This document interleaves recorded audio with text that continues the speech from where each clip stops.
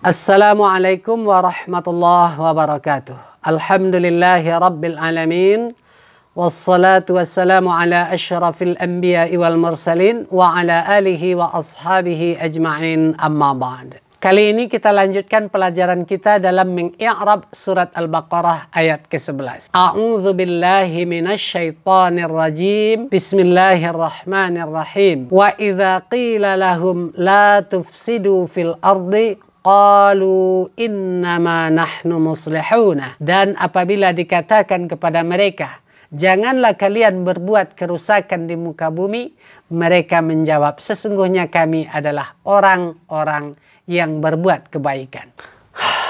Waw di sini boleh kita i'rabkan sebagai isti'naf, sedangkan kalimat atau jumlah yang sesudahnya musta'nifah la mahalla laha minal i'rabi.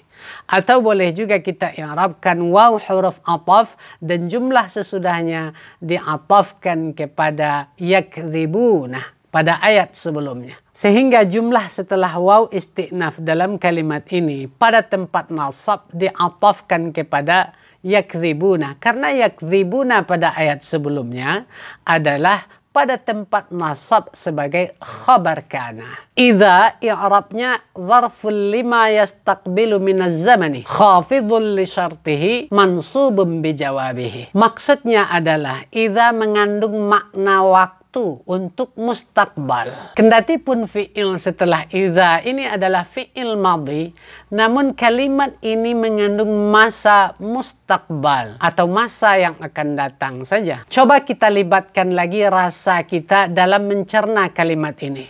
Apabila hari hujan, saya tidak pergi sekolah. Nah, ini belum terjadi dan tidak sedang terjadi. Hanya terjadi apabila hari hujan, nanti, tidak sekarang dan tidak telah terjadi. Sehingga idza di sini keterangan waktu yang mengkhususkan fiilnya memiliki makna mustakbal saja. Kendati pun sesudah idza ini adalah qila fi'il madhi, namun dalam konteks kalimat ini fi'il madhi tersebut memiliki masa mustakbal atau masa yang akan datang. Jika fi'il seandainya mudhari setelah idza, berarti mudhari tersebut tidak memiliki masa hal, hanya memiliki masa istiqbal saja. Idza dalam kalimat ini disebut dengan idza az-zarfiyah asy-syartiyah. Dia memerlukan dua buah kalimat sehingga menjadi sempurna. Kalimat pertama disebut dengan kalimat syarat atau jumlah syarat. Dan kalimat kedua disebut dengan jawab syarat. Jika hari hujan, saya tidak pergi sekolah. Maka apabila atau jika disebut dengan huruf syarat, kemudian hari hujan disebut kalimat syarat atau jumlah syarat.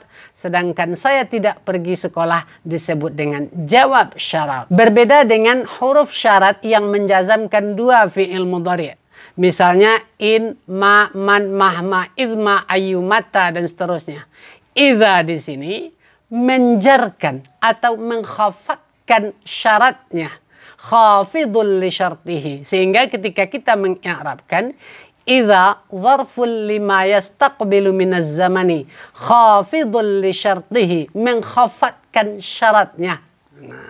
Sehingga jumlah qila setelah idza kita i'rabkan pada tempat jar karena mengidhafahkan zaraf kepadanya. Contoh lain misalnya idza qara'tal qur'ana fasta'idz billah.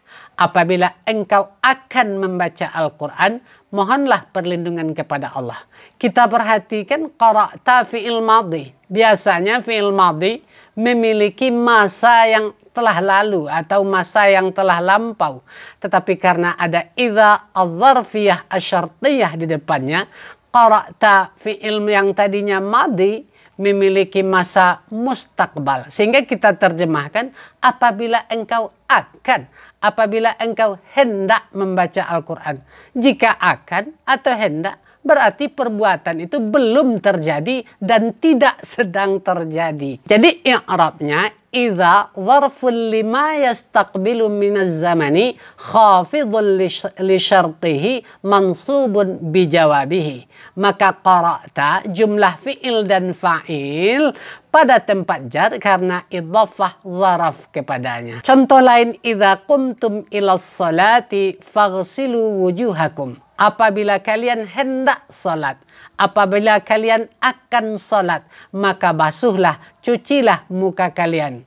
Nah, maka idza kita i'rabkan zarful lima yastaqbilu minaz zamani khafidun li syartihi mansubun bijawabihi. Idza adalah zaraf yang mengandung waktu untuk masa yang akan datang, mengkhafatkan syaratnya. Sehingga kalimat tersebut jika diterjemahkan dengan baik harusnya menjadi apabila kamu hendak salat, maka basuhlah mukamu. Walaupun qumtum fi'il madhi memiliki masa yang telah lalu, tetapi karena ada idza az-zarfiyah asy-syartiyah yang memiliki masa mustakbal, maka madhi pada qumtum tadi memiliki masa yang akan datang. Karena perbuatan ini tidak telah terjadi dan tidak sedang terjadi. Tapi kadang-kadang ada juga idza ini mengandung masa mustakbal tetapi tidak membutuhkan dua kalimat untuk menjadi jumlah syarat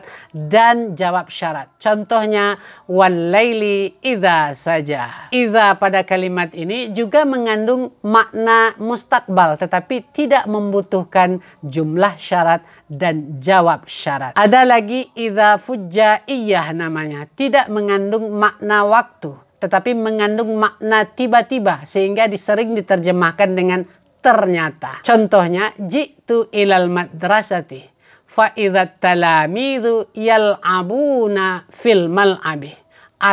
Saya sudah capek-capek datang ke sekolah. Idza talamidu yal'abuna fil mal'abi. Ternyata para siswa asik bermain di lapangan bola. Jadi idza di sini maknanya tiba-tiba atau ternyata. Namanya idza fujaiyah. Saya ulangi i'rabnya, waw isti'naf idza zaraf yang mengandung makna zaman mustakbal, mengkhafatkan syaratnya, dinasabkan oleh jawabnya. Qila fi'il madhi yang dibina bagi majhul. Asalnya quwila, sewazan dengan fu'ila atau nusirah. Berat harkat kasrah bagi waw tadi, kemudian dipindahkan kasrahnya kepada qaf. Sehingga menjadi qiwlah. Setelah harkat kasrah waw diberikan kepada qaf, waw tentu menjadi sukun. Sehingga menjadi qiwlah. Kemudian waw diganti menjadi ya. Sehingga menjadi qila, dikatakan. Jadi qila fi'il madhi yang dibina bagi majhul. Naib fa'ilnya dhamir mustatir. Takdirnya huwa. Dan jumlah qila ini pada tempat jar karena mengidhafahkan zaraf kepadanya. Lahum jar dan majrur muta'allaq kepada qila. La tufsidu fil ardi. Janganlah kalian berbuat kerusakan di muka bumi. Al-fasad artinya khurujus syai'i an hali istiqamatihi wa naqidihi salah. Mengeluarkan sesuatu, memindahkan sesuatu dari keadaan yang seharusnya dan mengurangi kebaikannya. Misalnya tahyijul hurub, memancing-mancing peperangan, memancing-mancing kerusuhan. Atau itsaratul fitan, menebar fitnah, menebar berita bohong, hoax dan sebagainya. Atau wal ikhlalu bima'ayishin nas, artinya mengganggu kehidupan manusia. La tufsidu, janganlah kalian berbuat kerusakan. La di sini disebut la nahiyah. La yang digunakan untuk melarang, artinya jangan. Tufsidu fi'il mudhari' majzum dengan la, karena la nahiyah ini termasuk kepada huruf jazam. Sehingga tufsidu majzum dengan la. Tanda jazamnya hadzaf nun. karena tufsidu fi'il yang 5. Jika seandainya la tidak merubah fi'il mudhari atau tidak menghilangkan fi'il nun pada fi'il mudhari atau tidak mensukunkan huruf terakhir pada fi'il mudhari, maka berarti la tersebut adalah la nafiyah. Artinya la yang bermakna tidak, bukan la nahiyah. La tufsiduna berarti la nafiyah. Di sini la tufsidu berarti la nahiyah. Fa'il pada tufsidu adalah waw jama' dibina atas sukun pada tempat rafa. Fil ardi jar dan majrur muta'allaq kepada tufsidu. Qalu fi'il dan fa'il la mahalla laha minal i'rabi, karena jumlah fi'il dan fa'il pada qalu adalah jawab syarat atau jawab idza yang tidak menjazamkan. Innama nahnu muslihuna, sesungguhnya kami adalah orang-orang yang berbuat baik. Innama adalah kafah dan makfufah. Ma disebut dengan ma al-kafah. Inna biasanya menasabkan isim dan merafakkan khabar. Tetapi karena ada ma al-kafah di belakangnya, maka inna tadi tidak beramal sebagai an-nawasikh bagi mubtada dan khabar. Nahnu mubtada dibina atas dhammah pada tempat rafa. Muslihuna khabar marfu' dengan waw ganti dari dhammah karena muslihuna jamak mudzakkar salim.